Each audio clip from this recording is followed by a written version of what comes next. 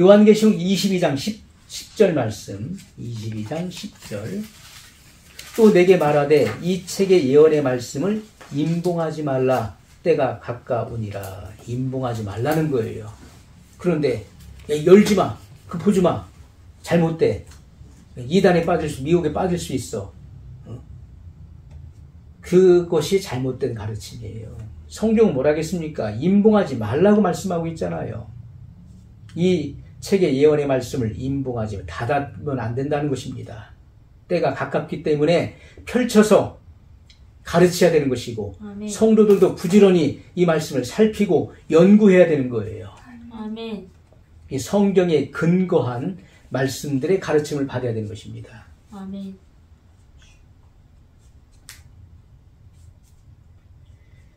그러면 요한계시록의 예언과 신구약 성경에 감추어진 이 예언의 말씀들은 누가 이해할 수 있을까? 누가 이해할 수 있는 것인가?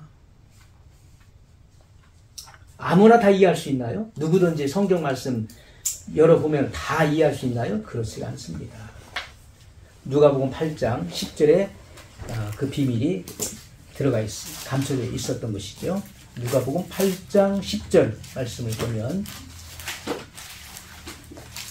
가라사대 하나님 나라의 비밀을 아는 것이 너희에게는 허락되었으나 다른 사람에게는 비유로 하나니 이는 저희로 보아도 보지 못하고 들어도 깨닫지 못하게 하려 함이니라.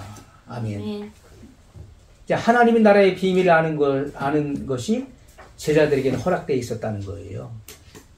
그들은 모든 것을 버리고 주님을 따랐었던 자들이에요.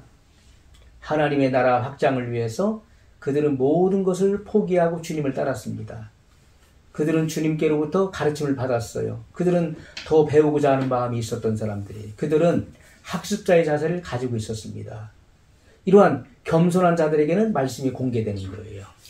그러나 말씀을 시험하려고 하고 여기서 뭔가 잘못된 것을 찾아내려고 그러고 뭔가 도전적인 그런 거스른 마음을 가지고 있는 교만한 마음을 갖고 있는 사람에게는 말씀은 항상 닫혀져 있는 것입니다.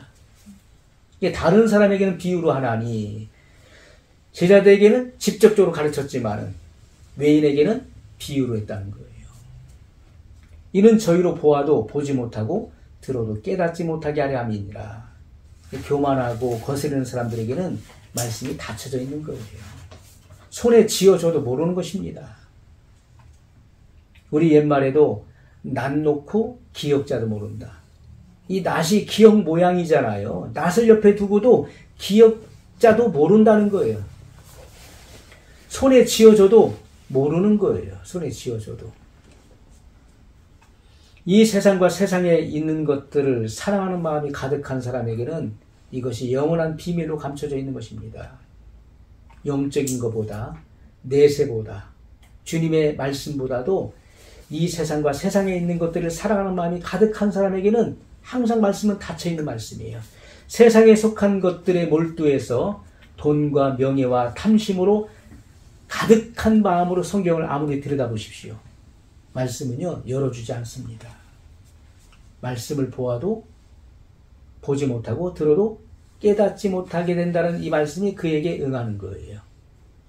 검은 건 글씨고 바탕은 흰 거예요. 이 책이. 그러나 사랑하는 사람에게는 비밀이 없는 거예요. 그러니까 사랑하는 사람에게 다 얘기하잖아요.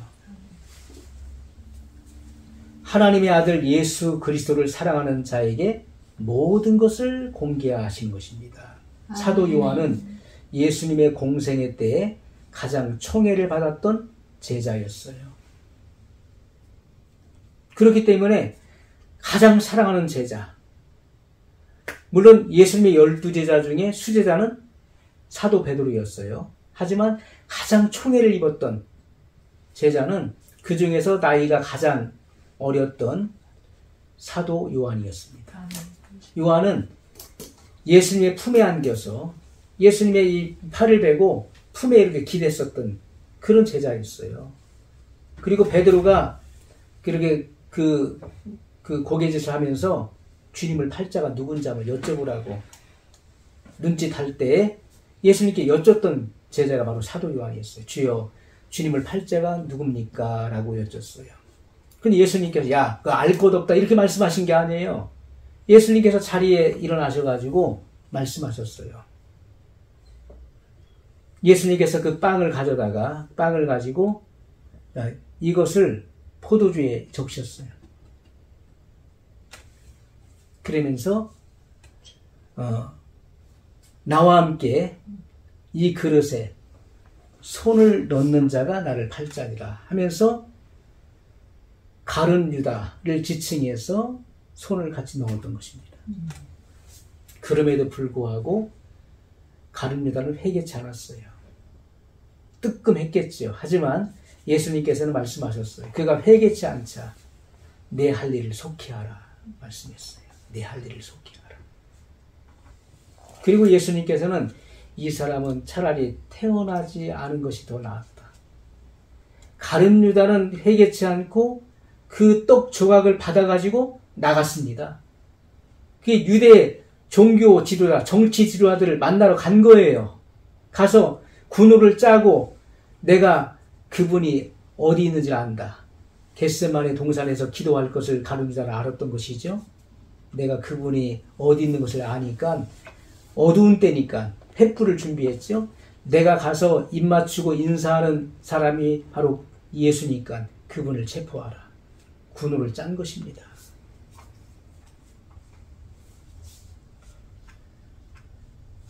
자, 이렇게 오늘날도 주님을 사모하고 사랑하는 이들에게는 예수님께서 공개해 주시는 거예요. 아멘. 비밀이 없는 다 알려주시는 것입니다. 그러면 사도 요한은 요한복음에 무려 5번이나 예수님께서 사랑하신다는 말씀이 나오고 있어요. 사도 요한을 사랑한다는 말이 요한복음에 5번 나오고 있다는 거예요. 자, 먼저 요한복음 13장 23절에 보면 예수의 제자 중 하나 곧 그의 사랑하시는 자가 예수의 품에 의지하여 누웠는지라. 두 번째 요한복음 19장 26절입니다. 예수께서 그 모친과 사랑하시는 제자가 곁에 섰는 것을 보시고 그 모친에게 말씀하시되 여자여 보소서 아들이니이다 하시고, 이 십자가상에서 예수님께서 하신 말씀이에요. 그 모친과 사랑하시는 제자가 곁에 섰는 것을 보시고 이렇게 말씀했어요. 세 번째 요한복음 20장 2절에 시몬 베드로와 예수의 사랑하시던 그 다른 제자에게 달려가서 말하되 사람이 주를 무덤에서 가져다가 어디 두었는지 우리가 알지 못하겠다 하니. 자, 이렇게 그 새벽에 예수님의 무덤을 찾았던 마리아가 시몬 베드로와 예수의 사랑하시던 그 다른 제자에게 달려가서 말했다는 거예요. 예수님의 빈 무덤을 알린 것이죠. 네 번째, 요한복음 21장 7절에 보면 예수의 사랑하시는 그 제자가 베드로에게 이르되 주시라 하니 시몬 베드로가 걷고 있다가 주라 하는 말을 듣고 겉옷을 두른 후에 바다로 뛰어내리더라. 이것은 예수님께서 부활하신 후 세 번째 디베라 바닷가에 자신을 나타내셨을 때 그 내용이에요. 얘들아 거기 고기가 있느냐. 해변가에서 예수님께서 말씀하실 때 사도 요한이 먼저 알아들었죠. 그리고 베드로에게 말한 거예요. 주시다. 주님이시다. 예수님이시다 할 때 예수의 사랑하시는 그 제자가 베드로에게 이르되 주시라 하니 시몬 베드로가 벗고 있다가 주라 하는 말을 듣고 겉옷을 두른 후에 바다로 뛰어내리더라. 이렇게 말씀하고 있는 것이죠. 자, 다섯 번째 요한복음 21장 20절에 보면 베드로가 돌이켜 예수의 사랑하시는 그 제자가 따르는 것을 보니 그는 만찬석에서 예수의 품에 의지하여 주여 주를 파는 자가 누구 오니이까 묻던 자로라. 자, 이렇게 예수님의 품에 안겨서 주님을 파는 자가 누굽니까?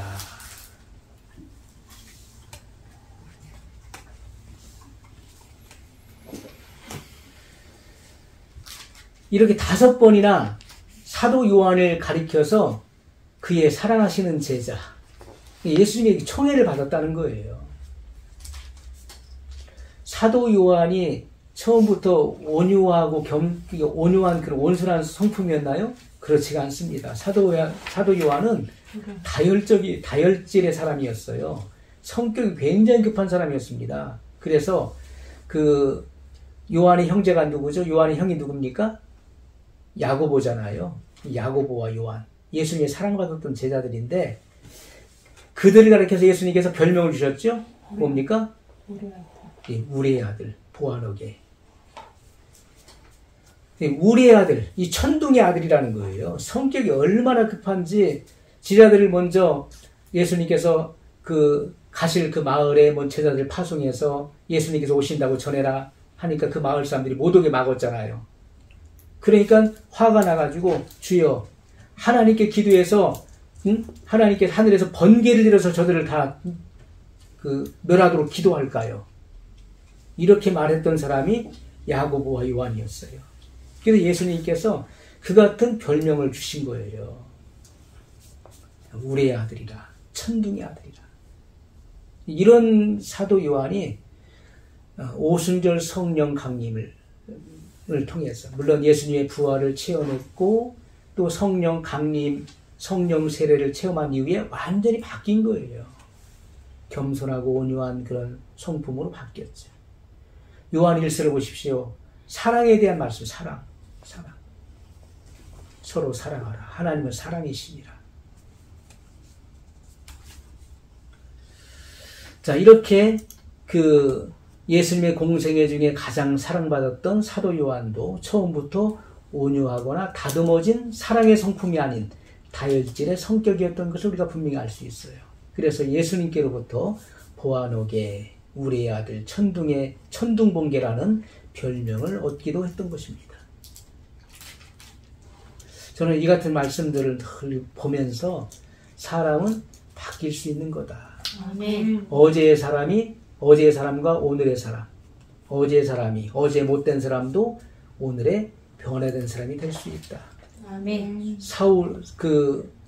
다혈질의 사울이 다메섹에서 주님을 만난 이후에 이렇게 겸손한 사울로 또 로마식 이름으로 바울이 됐던 것처럼 그렇게 바뀔 수 있다. 그래서 늘 참고 기다리는, 왜 나 같은 이런 못되고 이런 비천한 이런 사람도 하나님께서 사용하시는데 저 사람이야 주님께서 얼마든지 변화시켜서 사용할 수 있으시다. 그것을 믿었고 또 지금도 마찬가지예요. 그런 마음을 갖고 있죠. 마가복음 3장 17절에 보면 또 세베대의 아들 야고보의 형제 요한이니 이 둘에게는 보아노게 곧 우레의 아들이란 이름을 더하셨으며. 사도 요한이 온유하고 조용한 내성적인 성격의 사람이 아닌 급하고 강한 인물이었지만은 요한복음 13장에 마가의 다락방에서의 최후의 만찬을 경험했죠. 예수님의 품에 안겨서 예수님의 음성을 듣고 예수님의 심장 뛰는 소리를 들었습니다. 그리고 예수님의 그 자상한 예수님의 그 사랑의 품에 안겼었던 거예요. 그런 경험이 있었던 것이죠. 다락방에서 최후의 만찬과 세족식 사건, 또 예수님의 품에 의지하여 예수님을 팔자가 누구인지 물었던 사건, 요한복음 19장에 보면 십자가 앞에서 예수님 십자가에 못 박히셨을 때 그 앞에서 예수님의 죽음을 지켜본 사건. 그 요한 외에는 없었잖아요. 그 십자가 도상에 제자들 다 무서워서 피해 숨었습니다. 사도 요한만 그 자리에 있었던 거예요.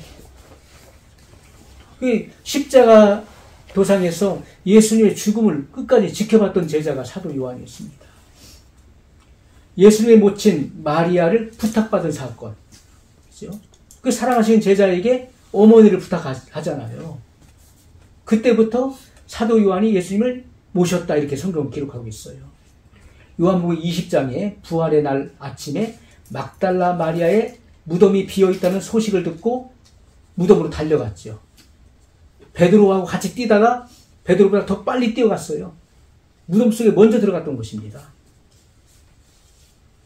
자, 소식을 듣고 달려가 무덤 속을 확인한 일, 또 부활의 날 저녁에 부활하신 예수님께서 나타나셔서 손과 옆구리를 보여주시고 숨을 내쉬며 성령을 받으라 하신 그 사건, 부활의 날로부터 8일 후에 도마가 함께 있을 때 나타나셔서 보이신 부활의 확실한 증거와 표적들의 체험, 예수님의 이 손 못자국을 만져봤죠.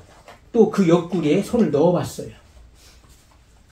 요한복음 21장에 부활 후 세 번째 디베라 바다에 찾아오신 예수님을 만난 사건, 그리고 결정적으로 사도행전 2장에서 예수님의 약속의 성취로 성령의 세례를 받음으로 예수님을 사랑할 수밖에 없는 필연적인 사랑의 사람으로 변화된 것입니다. 사랑의 사람이 된 거예요.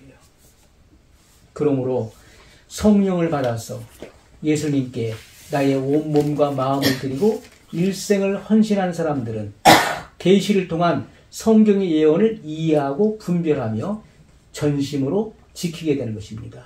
그러므로 마지막 시대 복 있는 자들은 예언의 말씀을 읽고 듣고 지키는 자들이에요. 아멘. 성경은 언제나 사사로이 풀어서는 안 되는 것이고요. 성령의 조명을 통하여 성령에서 성경으로 풀어야 하는 것입니다.